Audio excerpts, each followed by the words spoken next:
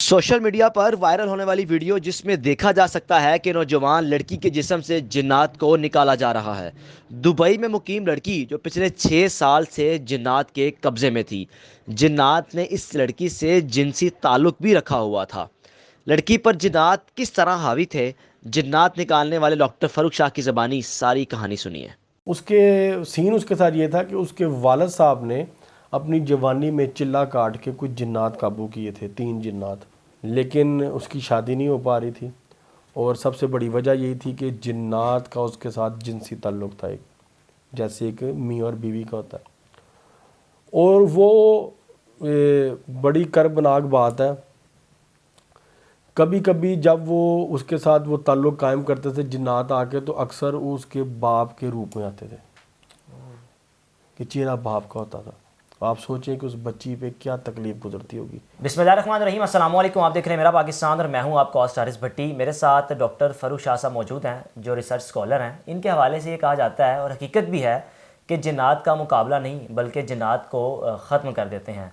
चंद रोज़ कबल social media पर एक वीडियो वायरल हुई जिसमें ये ख़ातून के आगे एक आग की लड़ी रखी हुई है और उस लड़ी के ज़रिए जिन्नात को जला रहे हैं। वो कहानी क्या है? वो ख़ातून पिछले 6 साल से अब ये कह सकते हैं कि जिन्नात के कब्ज़े में थी और जिन्नात ने उस ख़ातून के साथ फ़िज़िकल ताल्लुक़ रखा हुआ था। किस तरह उन जिन्नात का मुकाबला किया और आज वो ख़ातून, अगर आप पिक्चर देख रहे हो सिर्फ उसका चेहरा ब्लर होगा, और अगर उसका पहले की तस्वीर देखें जिसमें उसका जिस्म फूला हुआ है, वेट उसका बढ़ा हुआ है, लेकिन जिन्नात ख़त्म होने के बाद वो किस तरह उसका जिस्म भी ठीक है। इवन के आप उसको देख सकते हैं कि उसकी पहली और मौजूदा पिक्चर में अच्छा खासा फ़र्क आपको नज़र आएगा। अस्सलाम वालेकुम। वालेकुम सर, खैरियत से हैं आप? अल्लाह का शुक्र। ख़तरनाक आदमी हैं आप। नहीं, शरीफ सादा सा बंदों में शरीफ सा। जिन्नात का नाम सुनते इंसान खौफ खा जाता है कि जिन्नात। जी सर, मुकाबला कर लेना, ये क्या कहानी है? ये बस अल्लाह ताला पे ईमान और इत्तिकाद इस कदर मजबूत है कि कभी डरे या घबराए नहीं है। और कुछ आप तो मेरी हिस्ट्री जानते हैं कि कुछ अपने मामलात थे जिसकी वजह से इस फील्ड में मुझे आना पड़ा। तो लड़की थी एक, वो सोशल मीडिया से उसने मुझसे कांटेक्ट किया। वो बाहर के मुल्क में होती है।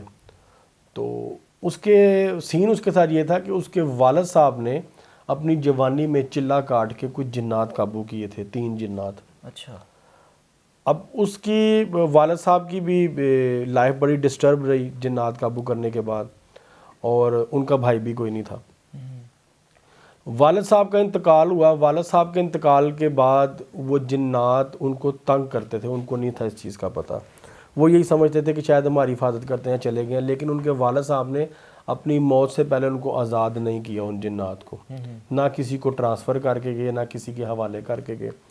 तो उन्होंने उन बच्चियों की, उन बहनों की ज़िंदगी को बड़ा डिस्टर्ब किया था। उसमें सबसे ज़्यादा जो मेरी पेशेंट थी, इसकी लाइफ डिस्टर्ब थी। She is well educated, well settled in abroad, लेकिन उसकी शादी नहीं हो पा रही थी। और सबसे बड़ी वजह यही थी कि जिन्नात का उसके साथ जिनसी ताल्लुक़ था, एक जैसे एक मियाँ और बीवी का होता है। और वो बड़ी कर्बनाक बात है।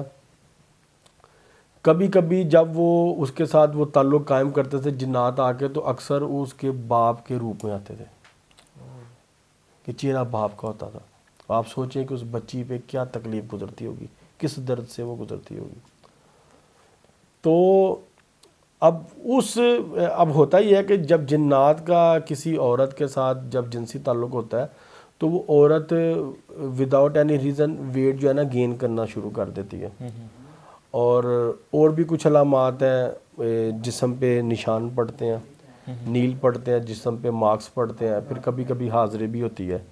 जब हाज़री होती है तो फिर इंसान की सेंसेस ऑफ हो जाती हैं। जैसे एक आम जिनज़दा या पोजेस्ड इंसान को आप देखते हैं, उस पर जिन की हाज़री होगी, तो वो हाज़री उस बच्ची के साथ होती थी।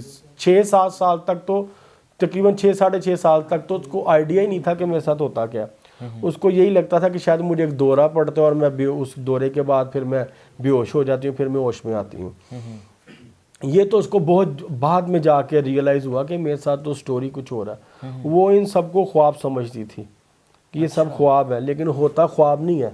होता ये है कि आप कच्ची नींद में होते हो, नीम हालत होती है आपकी। सर, उम्र कितनी थी खातून? उम्र उसकी तकरीबन कर लें कोई 28 या 30 साल होगी। और तकरीबन 34 साल की उम्र तक या 22 साल की एज से उसके साथ 22 साल की उम्र से उसके साथ जो मामला हो रहे थे। تو آپ سے رابطہ کر کے دبئی میں ہی یا لاہور آ کے آپ کو اپنی ساری روایات بتائی؟ انہوں نے پاکستان آ کے مجھ سے کانٹیکٹ کیا کہ میں پاکستان آئی ہوں اسپیشل آپ سے علاج کروانے کے لیے، اور میں نے آپ سے ملنا ہے۔ میں نے پھر ان کو ٹائم دیا، وہ اپنی والدہ کے ساتھ بہن کے ساتھ میرے پاس گھر آئیں، اور آپ نے دیکھا ہوگا اس ویڈیو میں کہ میں نے ان کو بغیر ہاتھ لگائے وہ میرے سامنے بیٹھی ہیں، اور میں ان سے کافی فاصلے پہ کھڑا ہوں، اور ایک کالی ڈوری ہے، کالا دھاگا، اور ایک وہ جل رہا ہے، اور اس میں وہ شعلے میں سارا کچھ دیکھ کے بتا رہی ہیں۔ ہوتا یہ ہے، کیا بتا کیا رہی ہیں وہ ویڈیو میں، کیا تھا؟ میں بتاتا ہوں آپ کو، ہوتا یہ ہے کہ جو مریض ہوتا ہے اس کے سر سے پاؤں تک کالا دھاگا ماپ کے، جس میں اکثر گلے میں کالا دھاگا پہنتے ہیں تعویذ کے لیے، ڈوری جس کو بولتے ہیں، تو اس کے اوپر کچھ پڑھ کے تو مریض کو دیتے ہیں، اس کو اپنے جسم پہ رب کر لیں، باڈی پہ نا ایسے ایسے مل لیں،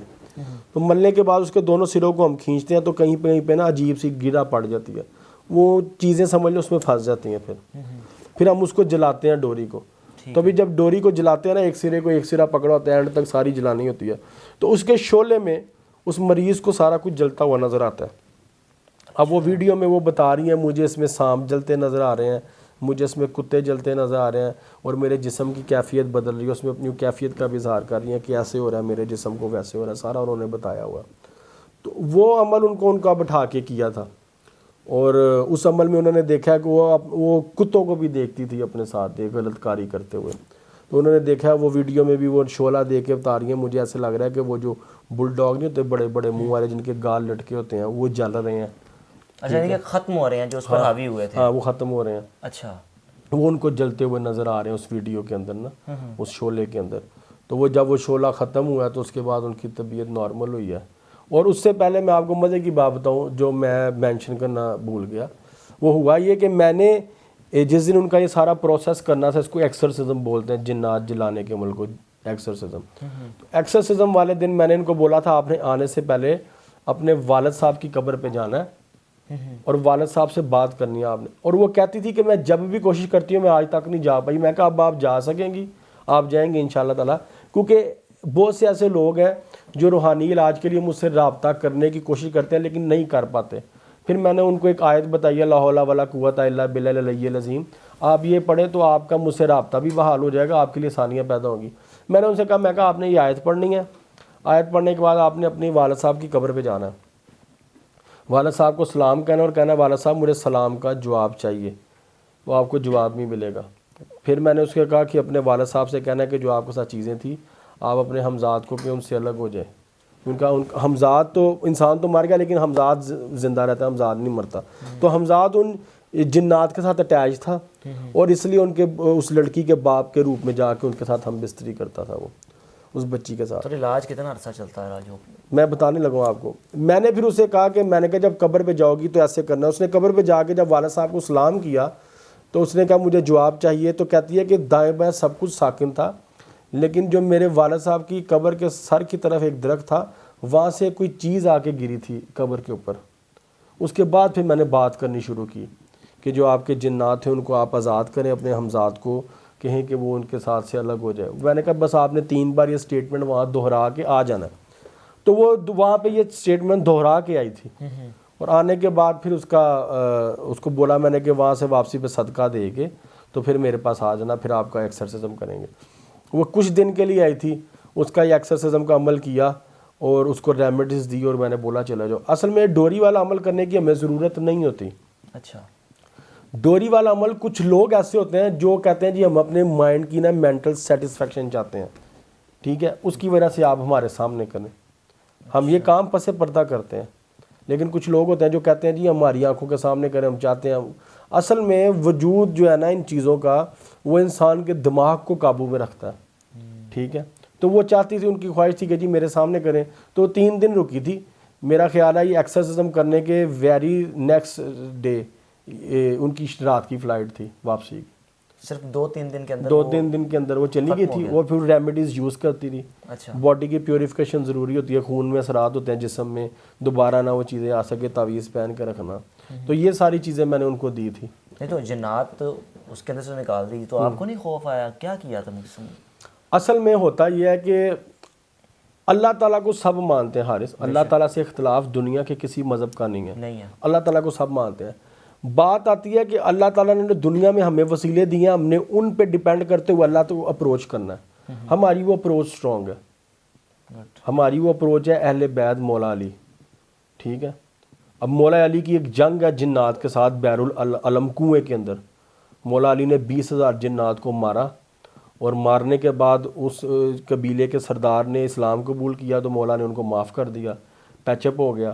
اور پھر وہ قبیلے کا سردار بنا, اس کا نام تھا ظافر جن, اور وہ کربلا میں امام حسین کی مدد کے لیے بھی آیا تھا. تو امام حسین نے کہا تھا نہیں تمہاری ان کے ساتھ لشکر یزید کے ساتھ جنگ نہیں بنتی کیونکہ وہ تمہیں دیکھ نہیں سکتے. ٹھیک ہے, تو اس نے ٹیلے پہ بیٹھ کے پوری جنگ کا منظر دیکھا ہوا ہے ظافر جن نے. تو یہ جو ہستیاں نا, ان ہستیوں پہ ہم ڈیپینڈ کرتے ہیں, ان کو ہم ایز اے وسیلہ لیتے ہیں. مولا علی جیسی ہستی کو شیر خدا ہے نا, خانہ کعبہ میں پیدا ہوئے, اتنے ان کے مقام ہے, اتنا درجہ بلند ہے. تو ہمارا ان ہستیوں کے ساتھ ایک ایفیلیشن ہے اور ہمارا عقیدہ اسٹرانگ ہے. جنات شیطان سے لڑنے کے لیے یہ ہونا بہت ضروری ہے. دیکھیں اللہ تعالیٰ ڈائریکٹ زمین پہ نہیں کچھ کرنے آتے, نہ کبھی آئے ہیں, وسیلہ بناتے ہیں. اللہ تعالیٰ بادشاہ کو زیب بھی نہیں دیتا کوئی کام خود کرے, اس نے پوری کائنات کا ایک سسٹم ڈیولپ کر دیا ہوا ہے. بارش برسانے والا فرشتہ الگ ہے, ہوا چلانے والا الگ ہے, سورج طلوع کرنے والا غروب کرنے والا, ہوتا اللہ کے حکم سے ہے, لیکن اللہ نے نظام بنایا نا. دیکھیں قرآن میں اللہ کہہ رہا ہے میں تمہاری شہر سے زیادہ قریب ہوں تمہارے, لیکن روح قبض کرنے کے لیے اسرائیل کو بھیجتا ہے. ٹھیک ہے ناظرین, یہ آپ کے سمجھنے کے لیے بہت ضروری ہے. یہ شرک کے فتوے اور الگ فتوے نہ شروع کر دیجیے گا, یہ آپ کے مائنڈ کی کلیریفیکیشن کے لیے آپ کو سمجھا رہا ہوں کہ اللہ تعالیٰ نے یہ سلسلہ بنایا. قرآن پاک میں 25 یا 29 کے قریب آیات ہیں جس میں مسلمانوں کو وسیلے کا حکم دیا اللہ نے, لیکن کفار جو وسیلہ استعمال کرتا ہے, بت بنا کے شرک کرتے ہیں, اس سے اللہ نے منع کیا. فاروق شاہ صاحب کی اپنی گفتگو سنی, اور ایک جو لڑکی کا کیس ان کے پاس ہے وہ بھی آپ نے جانا. اگر آپ بھی کسی قسم کے حوالے سے بات کرنا چاہتے ہیں فاروق شاہ صاحب سے, تو جو ان کا نمبر ہے وہ ڈسکرپشن میں آپ کو مل جائے گا, ذاتی نمبر ہے ان کا, آپ رابطہ کر کے کوئی بھی اگر آپ مسئلہ ڈسکس کرنا چاہیں تو کر سکتے ہیں. اپنے میزبان کو اجازت دیجیے, اللہ حافظ.